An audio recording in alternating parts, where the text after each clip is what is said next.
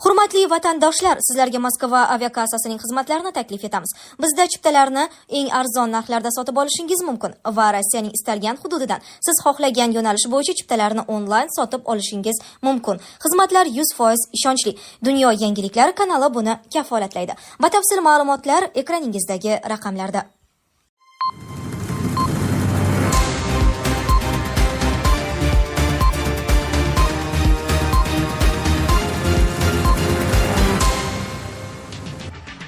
Kunning muhim va dolzarb yangiliklari bilan dunyo yangiliklari o'z ishini boshladi.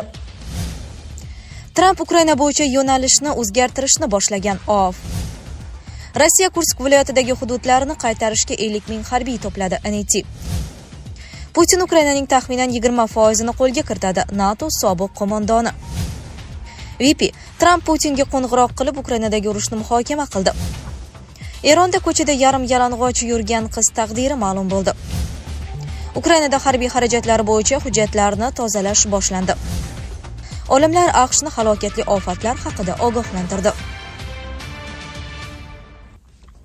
Tramp Ukraina bo'yicha yo'nalishni o'zgartirishni boshlagan. Donald Tramp allaqachon Ukraina va Isroilga nisbatan o'z yo'nalishini shakllantirishga kirishgan deb yozadi Bloomberg.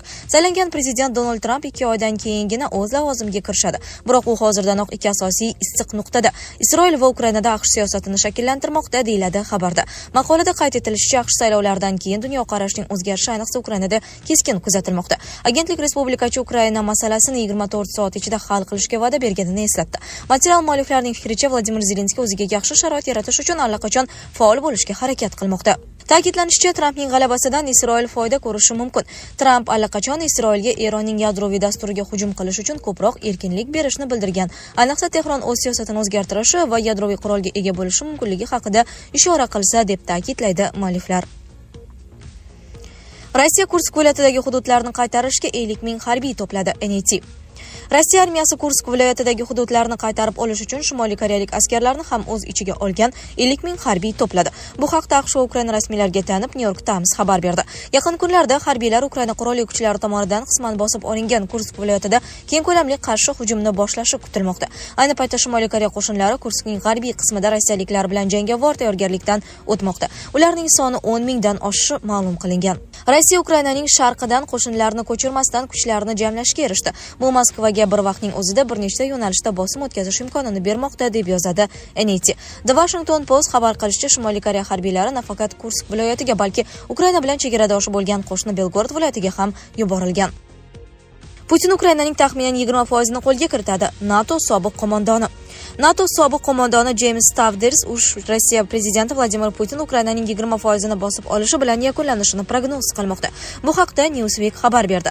Stavders AQShning yangi saylangan prezidenti Donald Tramp urushni 24 soat ichida tugatishi mumkinligini ham ijobiy baholadi. Umid qilamanki, u buni amalga oshiradi. Har ikki tomonga muzokaralar stoliga o'tirishlari uchun bosim o'tkazadi va bu Koreya urushining tugashiga o'xshab ketadi. Afsuski, Putin Ukrainaning taxminan 20% hozirda o'zi egallab turgan qismini qo'lga kiritadi, lekin Ukrainaning qolgan 80%, ya'ni barcha resurslar va aholining katta qismi demokratik va erkin bo'lib qoladi, dedi Stavders.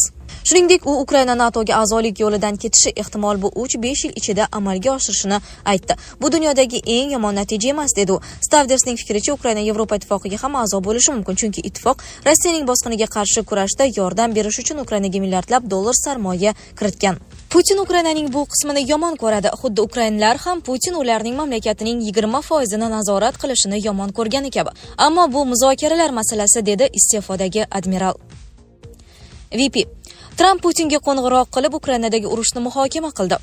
AQShning yangi saylangan prezidenti Donald Tramp 7 noyabr kuni Rossiya rahbari Vladimir Putin bilan norasmiy telefon suhbati o'tkazdi. Suhbat davomida Rossiyaning Ukrainaga qarshi urushi muhokama qilindi. Bu haqda vaziyatdan xabardor manbalarga tayanib The Washington Post xabar berdi. Manbalarga ko'ra, amerikalik siyosatchi Floridadagi kurortidan shaxsan Rossiya prezidentiga qo'ng'iroq qilgan. Suhbat davomida Tramp Ukrainadagi urushni yanada keskinlashtirmaslikni maslahat bergan va unga Washingtonning Yevropadagi sezilarli harbiy mavjudligi haqida eslatib o'tgan. Tramp shuningdek, urushning tez orada hal etilishini muhokama qilish uchun Putin bilan keyingi aloqalardan manfaatdorligini bildirgan. AQShning yangi saylangan prezidenti shaxsiy tarzda Rossiyaning ayrim bosib olingan hududlar ustidan nazoratni saqlab qolishi variantini qo'llab-quvvatlashi mumkinligini bildirgan va Putin bilan suhbatda bu masalaga to'xtalib o'tgan deb yozmoqda VP. Suhbat rasmiy bo'lmagan. Trampning o'tish guruhi AQSh davlat departamenti ko'magida prezident qo'ng'iroqlarini o'tkazishga imkon beradigan hujjatlarni ham imzolamagan. Bundan tashqari, Tramp o'zining birinchi prezidentlik muddati davomidagi qo'ng'iroqlarni stenogrammalarning oshkor etilganidan so'ng davlat apparati amaldorlariga ishonchsizlik bilan qaramoqda. Eronda ko'chada yarim yalang'och yurgan qiz taqdiri ma'lum bo'ldi. Tehrondagi Azod Islom universiteti talabasi hijobni noto'g'ri o'ragani uchun ta'qibga uchragach, kiyimlarini yechib universitet hududida yurgandi. Shundan so'ng politsiya xodimlari uni olib ketgandi. Eron ilm-fan vaziri qizning taqdiri haqida ma'lumot berdi. Eronlik talaba Ahu Darxari ruhiy kasalliklar shifoxonasiga majburiy davolanishga yuborilgan. Eron ilm-fan vaziri Husayn Simay Sarrafning so'zlariga ko'ra, Daryai hozirda oilasi ko'magida davolanmoqda. Mustaqil manbalardan olingan ma'lumotlarga ko'ra, ilgari talabaning ruhiyatida hech qanday muammo kuzatilmagan. Shunga qaramay, qiz kuchli ta'sir qiluvchi dorilar bilan davolanayotgani aytilmoqda. Ayblov Islom Respublikasining ayol namoyishchilariga, ayniqsa majburiy hijob qonunlariga qarshi chiquvchilarga nisbatan uzoq yillik taktikasini aks ettiradi deb yozmoqda Iranwire nashri. Nashrning yozishicha, so'nggi yillarda bir qator siyosiy va mafkuraviy mahbuslar ruhiy kasalxonalarga majburan yotqizilgan. Ularga harakat yoki nutqni izdan chiqaruvchi dori-darmonlar berilgan va ayrimlarga elektrokonvulsiv davolash usuli qo'llanilgan. Ukrainada harbiy xarajatlar bo'yicha hujjatlarni tozalash boshlandi. Vladimir Zelenskiy atrofidagi harbiy xarajatlar bilan bog'liq barcha hujjatlarni shoshilinch tozalash boshlandi. Bu haqda Rossiya Jamoatchilik palatasining suverenitet masalalari bo'yicha komissiyasi raisi, yangi hududlarni integratsiyalashuv bo'yicha muvofiqlashtiruvchi kengash ham raisi Vladimir Rogov RIA Novostiga ma'lum qildi. Zelenskiy atrofidagilar qurol-yarog', o'q-dorilar yetkazib berish va pul ajratish bilan bog'liq barcha hujjatlarni shoshilinch ravishda tozalashni boshlagani haqida ishonchli ma'lumotlar olinmoqda. Ular buni NATO va Amerika rasmiylari bilan birgalikda amalga oshiradilar, dedi Rogov. Uning so'zlariga ko'ra, tozalashdan maqsad firibgarlik va pul o'g'irlaganlik dalillarini yashirish istagi.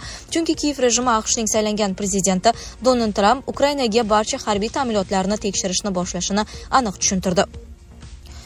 Olimlar AQShni halokatli ofatlar haqida ogohlantirdi. Seysmologlar AQSh hukumatini 30 metrlik tsunami va 9 magnitudali zilzila ehtimoli haqida ogohlantirdi. Mazkur tabiiy ofat Qo'shma Shtatlarning bir qator shtatlarini vayron qilishi hamda suv ostida qoldirishi mumkin.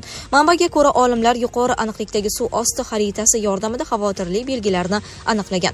Shimoliy Amerika qirg'oqlariga tahdid solayotgan ofat Kanada janubidan Kaliforniya shimoligacha bo'lgan hududlarni qamrab olishi mumkin.